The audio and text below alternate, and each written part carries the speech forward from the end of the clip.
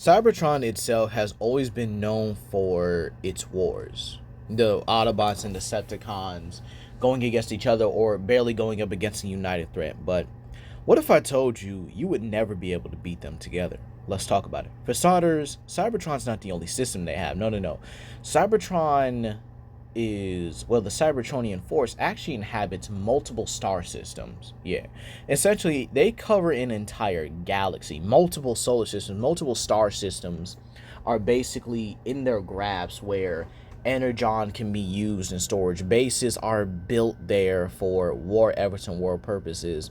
And keep in mind, Cybertron's system itself is not too different from ours. You even have all these kind of planets here. And keep in mind, again, these are star systems.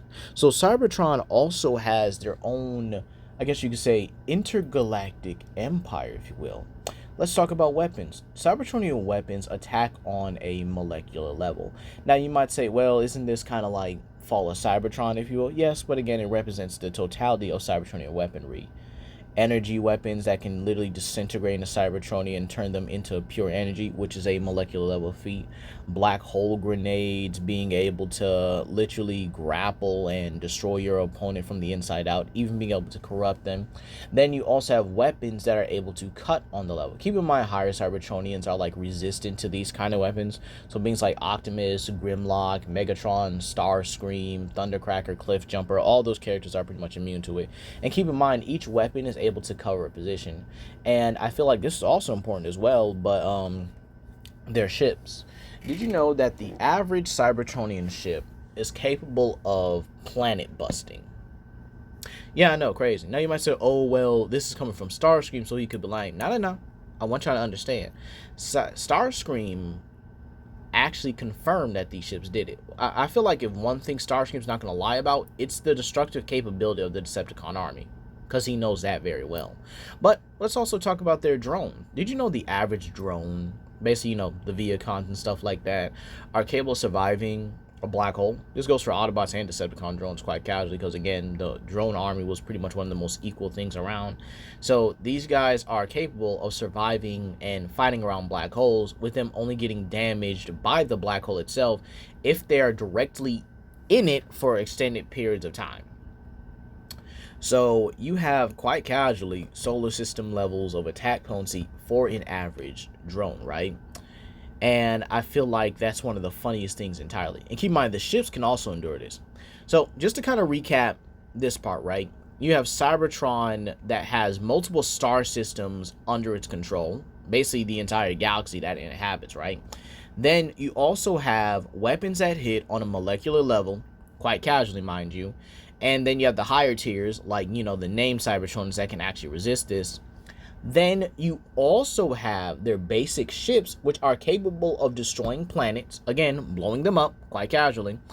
Then you have them being able to endure black holes, and their basic soldiers are easily capable of moving at faster than light speeds in space, mind you, and around fighting around black holes quite casually.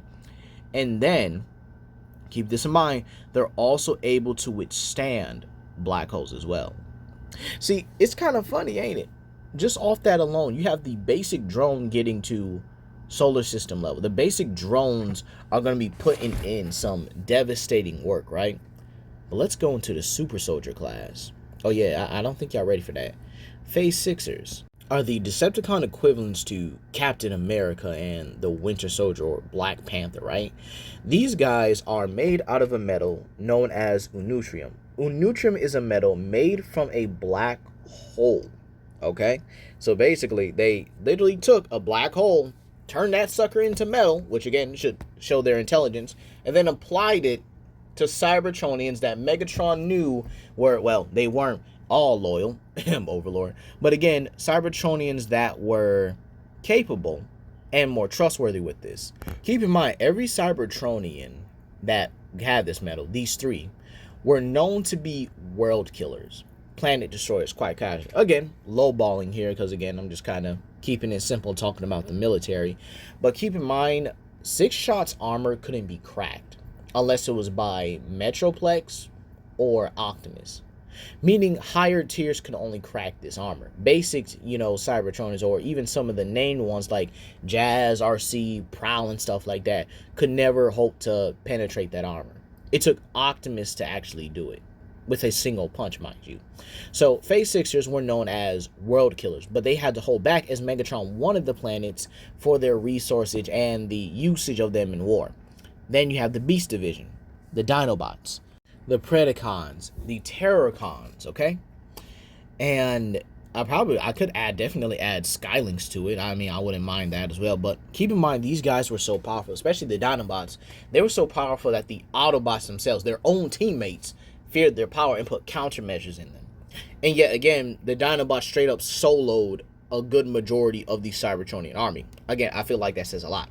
Keep in mind as well, they were also able to harm Trypticon, a being that was literally able to withstand all the firepower of the Autobots and was considered a Matrix level threat. Okay? And keep in mind, the Dinobots and Predacons are not equal. Neither the Terrorcons. The Dinobots have proved superior to them on multiple occasions.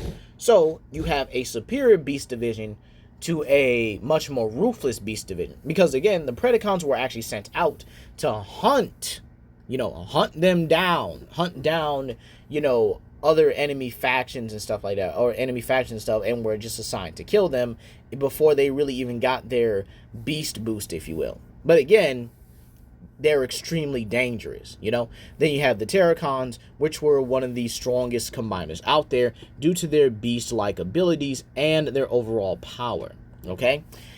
So you have these Cybertronians, the Phase Sixers and the Beast Division, right? That kind of just make up this base level Super Soldier class. But then they get higher. See, you have the Combiners as well. You have that Combiner tier next. Volcanicus and Abominus and Predaking are also here. But again, as individuals, they are absolutely terrifying. You have to understand that. That's why I put them there. Now, the Combiner class are basically Cybertronians that are given a boost in power. Basically, they become their own super soldiers, if you will. But they have the ability to combine into a much larger, much stronger, and much more durable Cybertronian.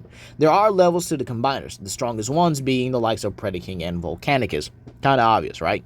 And then you have the fact that these combiners are capable of army wiping or basically city wiping in general.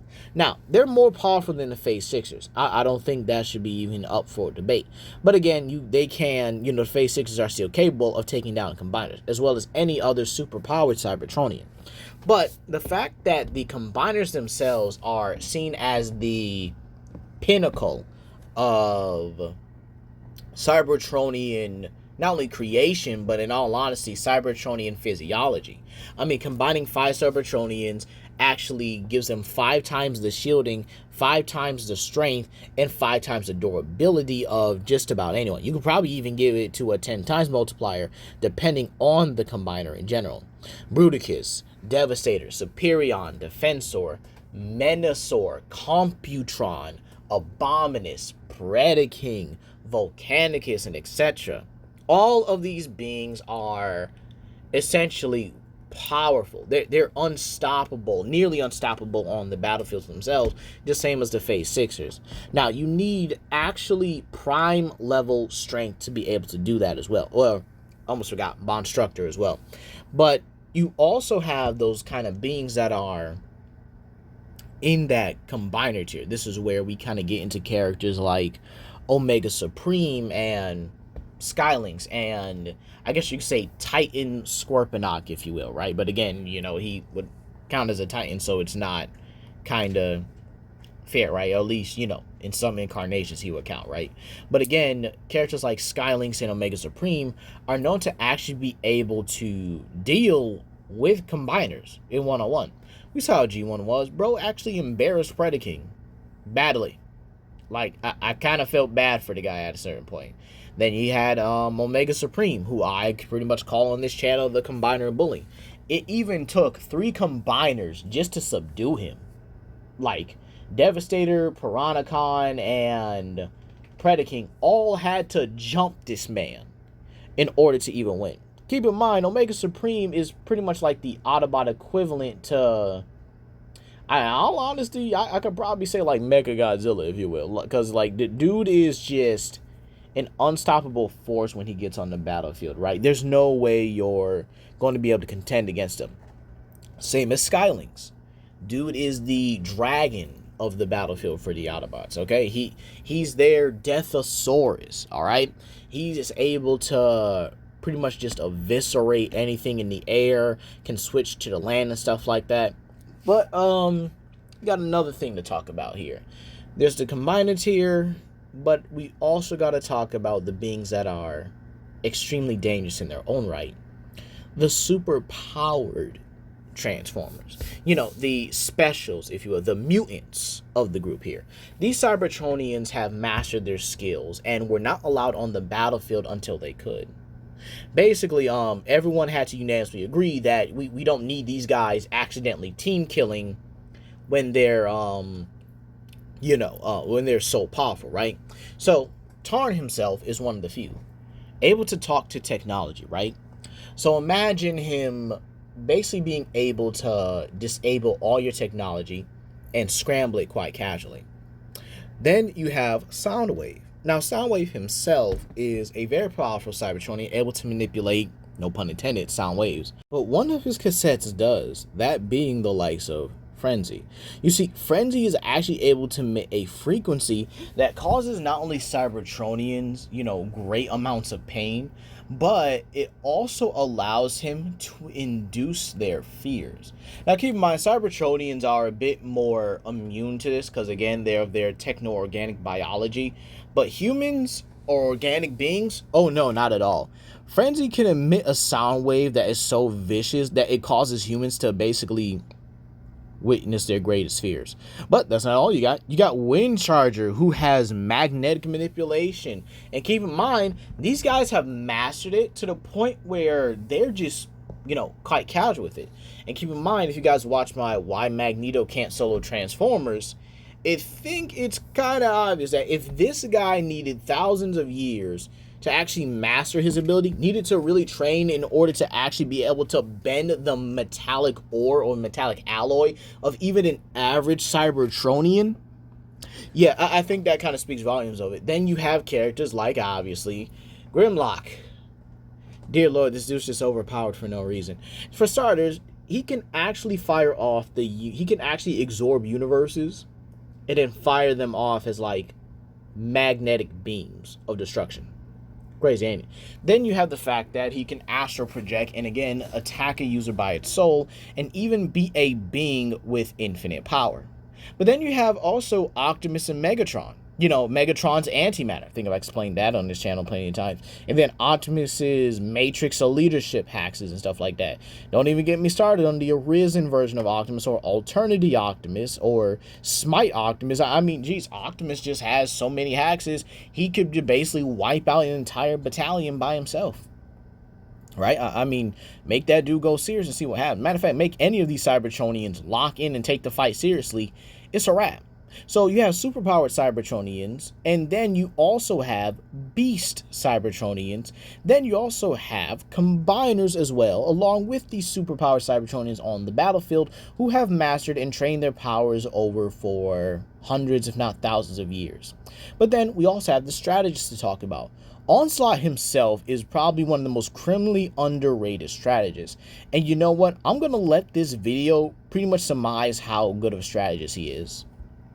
You explain the plan. Combaticons, listen up! We need to divert the transport off the main road and into a sky ambush led by Starscream. We will accomplish this by destroying the bridge in this sector. Swindle, I want you to patrol the area to deal with any Autobot scouts who would give us away. You bet. Blast off, Vortex! You'll need to clear a shortcut through this canyon to the bridge. Sounds simple enough. Brawl will follow in a dropship and blast the supports to bring the bridge down. I like blasted stuff. Once the transport changes course, we will join Starscream's ambush and reclaim what's ours. Remember, we have limited time and energon to pull this off. Make it happen. Yes! Make it happen, Combaticons! Well, I'm inspired. Let's hit it, Vortex. After you, blast off. Seeing something once, knowing the layout of the area one time, and was able to plan something that actually would have succeeded if Starscream wasn't such a blunder or a liability to his own cause, to his own teammates. And the Combaticons did it with just a 5-man team and just them being a combiner. I find that insane. Keep in mind, if you want to face them on the battlefield, go ahead, but keep in mind, Onslaught himself is capable of wrestling with Optimus. And you know, Optimus still, you know, cracked that man's visor, but he's still capable of holding his own against him. And keep in mind, Optimus actually acknowledged that Onslaught was pretty tough. Like, he's like, yeah, he's pretty tough, but, you know, I should be able to handle him, like, with a few, you know, minor issues as well. And then we also have the Dinobots, Grimlock himself. Grimlock was such a vital point in the Fall of Cybertron continuity that he was known as their most brutal and most effective piece, as stated by Shockwave, to the point where Megatron and Onslaught, combining, you know, their efforts, couldn't even get through the front lines of the Autobot cause. And this is because Grimlock and his team were capable of pushing Megatron back repeatedly. That means they were able to defend against Bruticus, defend against Devastator, defend against Megatron and Shockwave's best things. And yet, the only way to really get him was to actually bait him into a capture. Yeah, he did this with 5 people, by the way. Just about every day. Sometimes the Wreckers would join him under his command, but again, he was the main defensive coordinator. So this means that you even getting to the planet will be difficult. Now, if you guys want to discuss the Cybertron defenses themselves, go ahead and watch my Can Cybertron, you know, Stop the Invincible War video, and you'll actually see how it's hard to really beat a Cybertronian army, even when you get to their airspace, right? But here's the thing. Optimus and Megatron are also key strategists, to where they actually have an Omniglobe to monitor everything in their war efforts. This even means interstellar systems. Meaning, if you enter their galaxy while they're in the middle of already being prepared for the war, they'll know you're there. And then they'll just exploit you, or just get you right out of it immediately. But here's the thing. We gotta talk about the Titans. Trypticon and Metroplex. One of the few things Megatron has done with Trypticon over the years, and this is a very effective strategy, was turn Trypticon into a meteor. Yeah, and believe it or not, this was stated to be so dangerous that it would have wiped out everything in Iacon. Keep in mind, while Iacon is the state capital of the Autobots, this contains multiple cities. You want to say, oh, that's a city level thing, right? Nope. I want y'all to understand. Cybertron is much bigger than Earth. A city to them is likely a state or a country to us. So imagine what would have happened if Metroplex didn't catch him. Keep in mind, Metroplex was the only one that could stop this in general. So when Trypticon actually hit Metroplex, it reduced everything. Reduced the destruction of everything. So this means that Megatron is willing to drop the Titan almost immediately, while Optimus will use his for defense.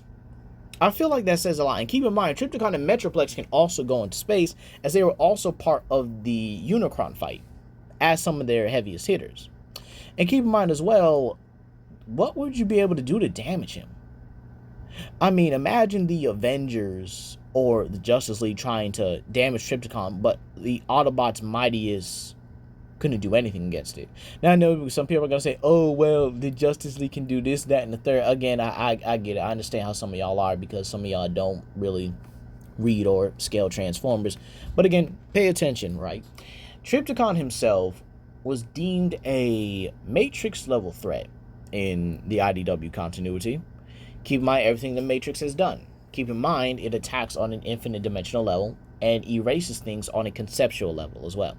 So Trypticon being deemed a worthy threat of this says a lot, now doesn't it? And Trypticon himself is just simply, you know, one Titan. Imagine if Optimus said, I'm done playing around, and he sent Metroplex along with him. And keep in mind, Trypticon and Metroplex know how to work together. effectively.